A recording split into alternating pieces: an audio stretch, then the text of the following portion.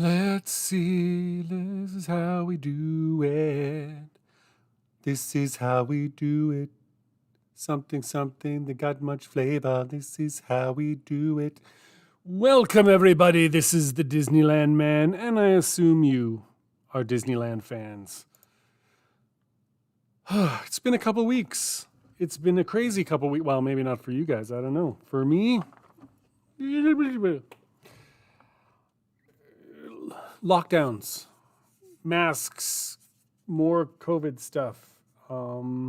Yeah, it's been kind of, I don't know. It's been a very depressing, heavy kind of week. I should be looking up there, not you. And yeah, I think it's times like this that I wish I could, I wish I could be at Disneyland all the time. But it's times like this that I wish, especially, I could be at Disneyland. And yeah, soak in the joy. It's Boogie Bash opening night at Disneyland today. And so I know Bricky from Adventures in Design is down there live streaming the whole thing. It looks beautiful. And I wish I could be there. But I'm not. I am here, and who knows when the borders will. I mean, the borders are kind of open, but things are so complicated with, having to quarantine when you come back, and yeah. So anyway, before I get too emotional, I wanted to just talk about what in Disneyland makes me happy. Well, I mean, it could be what makes you guys happy too. So leave in the chat if there's something that I miss that you like. This is the most amazing thing, and how can you have forgotten this? You're a moron. Then, yeah, leave it there. So let's just talk about some of the things. First off, just off the top of my head, that's been running around my head a lot, is the music.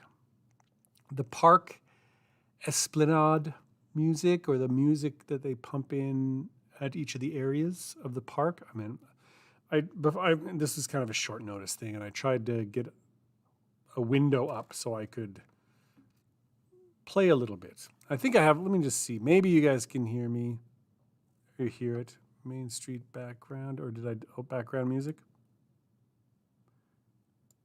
Can you hear it? Oh no, I sort of. There, that should be like. I hope you guys can hear it. I'm not sure if I can. Yeah, I shut off my monitoring device, so I have no idea. But anyway, background music. It's just, yeah, it's nice. There's just something about walking in the park and hearing musical scores from all your favorite movies that have like these good memories, and it's just in the background. So you can sit and listen to it if you want, but it just seems to elevate your mood. Something that I really need, I think. So maybe tonight on the way home, I will turn on my Disney. I have lots of Disney music on my phone, but not the park music, and I think that needs to change. I think I need to just put it on there, just so that I get some happy vibes. So yeah, I've downloaded music from Main Street, from like Disneyland, California Adventure, Pixar Pier, I think like New Orleans, Adventureland, Tomorrowland. Like they have all these like different, as you go from area to area, different music is playing, and to help you get in the mood. And it's beautiful, and I miss it. So anyway, that's music. That is number one, park music. Number two would have to be, I want to say the rides, but I want to save that kind of for last. Let's go with the food, specifically the churros. I don't know what it is about the churros, but I love them. I mean, they're extremely expensive. It's ridiculous. But they're delicious, and I love them. And some family members of mine are hopefully they bought like a donut truck from China, like the mini donuts. And apparently there's a churro attachment that you can get. So instead of churning out mini donuts, you can make churros. So I am really hoping that that shows up. I mean, whether or not I don't know. I'm assuming that the reason they haven't gotten it yet, it's been a while, is because COVID has shut everything down. And so things are moving slowly. But when it gets here, I am going to encourage them to make churros. And maybe we could tweak the recipe a little bit and try and get it as close as possible to Disneyland churros. I mean, there's some other foods. Generally speaking, like the ice cream is nice. I mean, you can get ice cream anywhere. For me, churros is a Disneyland only type of thing. So I associate that. Oh, man. Oh, it's been a long day. A long day. I'm trying to think. The bread bowls with the gumbo. I think it's a clam chowder that you can get in New Orleans, and the gumbo. Love the gumbo. That is something I've gotten the last couple times I've gone. Is I will head to New Orleans and get that, and it's very filling. I mean, it's a good price, I guess. Lots of bread to fill you up. That's one thing I do like is you eat the gumbo, you're full, and then you have this loaf of bread that, I mean, I brought a plastic bag with me, like a Ziploc, and I could shove the bread in there, and then for the rest of the day, and I could just reach in and rip off chunks of soaked bread, and that was like my snack for the rest of the day in the park. Well, I mean, shortened day. It's not like I got the gumbo for breakfast, but it was delightful. I'm trying to think of what other foods you kids are fond of at the park. What's famous? Corn dogs? I've never been a fan of corn dogs. I don't know why. I mean, I suppose they're good, but and then the rest of the food, I've never really had a sit down meal.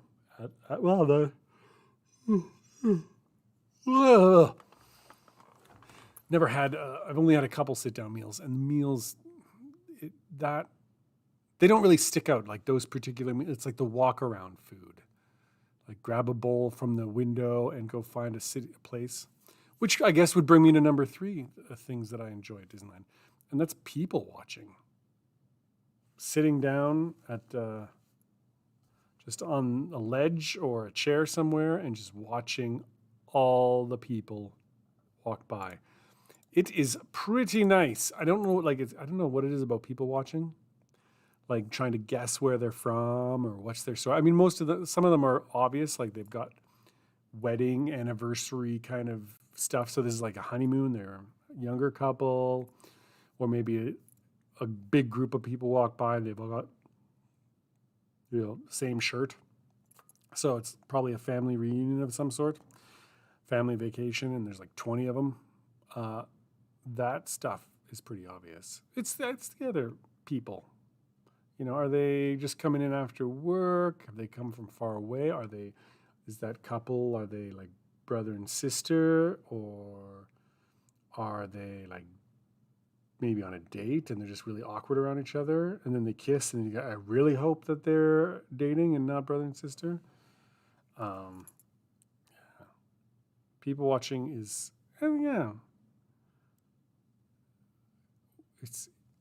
it's interesting. I don't understand people very well, and I wish that I did. And so sometimes just watching people and imagining stuff, like imagining what's going on, connects me a little bit. Sometimes like my daughter is on the autism spectrum, and sometimes I think I am too, and I want to get tested. It's hard to convince a doctor when you're older. It's like, you've probably figured out how to survive. You don't need to see anyone. But yeah, it's I want to, because yeah, you see people laughing and chatting, and you go, man, how do they do that? How do they connect to each other? And yeah, long term, I can make jokes and make people laugh, ha ha ha ha. But yeah, not yeah. Anyway, it's nice to watch. So that's 3: music, food, people watching.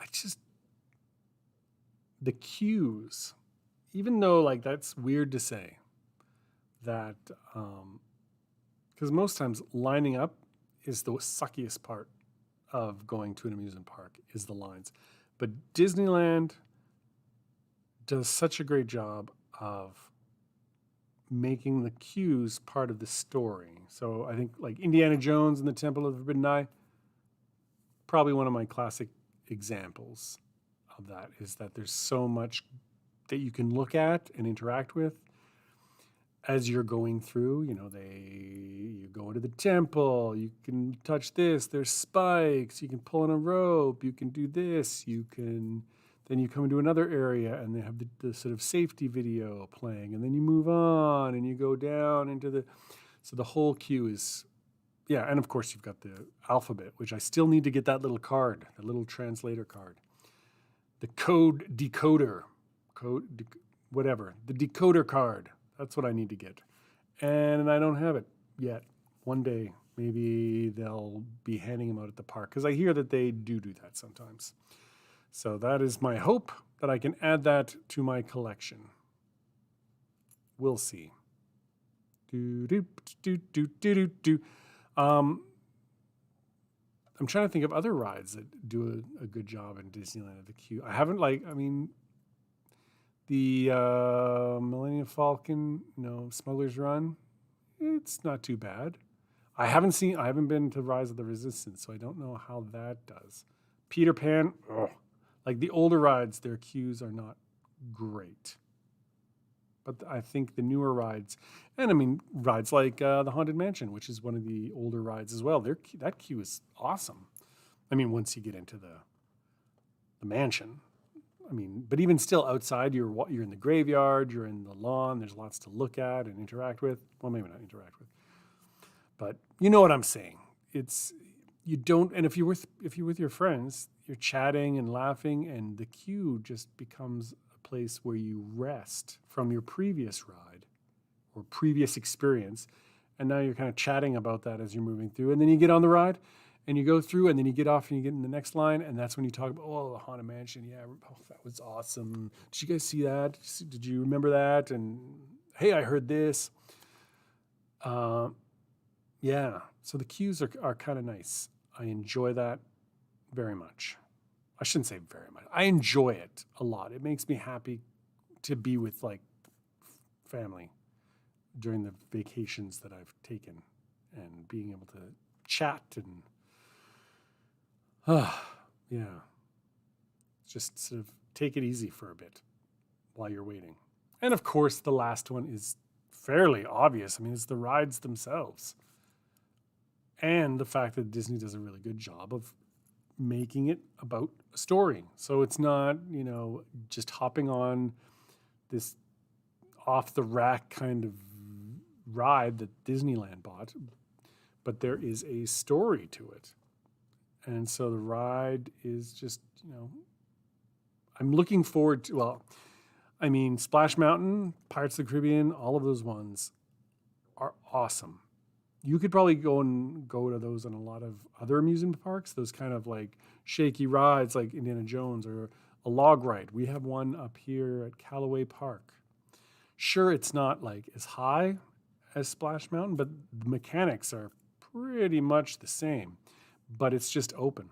It's exposed. You're just like looking around. Oh, there's the lineup, and there's some people walking over there, and there's there's my family waving. Hey guys, and you're just sitting in a log, and you're really just waiting for like the first little dip, and then you go around a little bit more, go up, and then the final dip. It's so amazing, and then it's over. But that's it. It's just the thrill of those two little drops, and that's it. Whereas Disneyland will like let's make the whole thing an experience. Let's not. It's not about that last fall into the briar patch.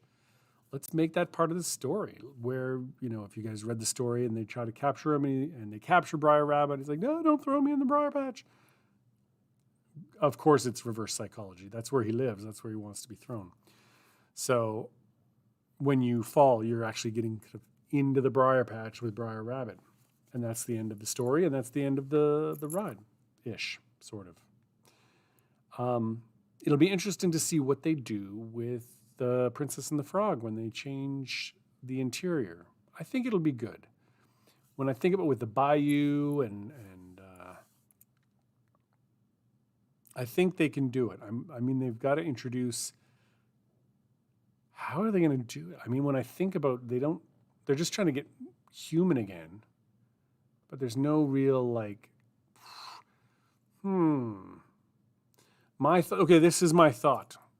It's just my own thought that the briar patch will be gone and the flume ride as you go down will be about transforming back to human from being a frog. So maybe there'll be some songs just as you're going up about like, when I'm human and I'm gonna be, and then when you go down the flume and then you go around the corner, and that's when we are now back in the end of the movie where they're human again. They're a couple. She's got a restaurant. Maybe like in that one area where the riverboat is. They could keep the riverboat. Maybe they'll turn it into a restaurant. I don't know. Maybe and you go through a restaurant. No, I mean they do have a riverboat. They do have a riverboat in Princess and the Frog. So maybe the alligator will be up there playing on his trumpet with the human band. Maybe. It'll be interesting to see. I'm not plugged in like a lot of people are. So anyway, there you have it. I know this is a very short stream, but I just needed something. I just needed to talk to somebody and put this out there. Maybe there's someone listening, and yeah, let me know what makes you happy at the park. And I'd like to hear that. So I will see you guys next week. I'm still trying to get a copy of The Littlest Outlaw legally. So I got to save up some cash for that. And when I do, then I'll be able to continue the live action series. Because it looks interesting and it's not easy to find. I just don't have $60 to buy it. And I don't want to rent it. So anyway, I hope you guys are having a good day and that wherever you are, that you're happy. And I'll see you guys hopefully next week, and I'll have something a little bit more concrete planned. Maybe something a little bit more interactive than just staring at this. Probably not what you guys are wanting. So anyway, talk to you guys later.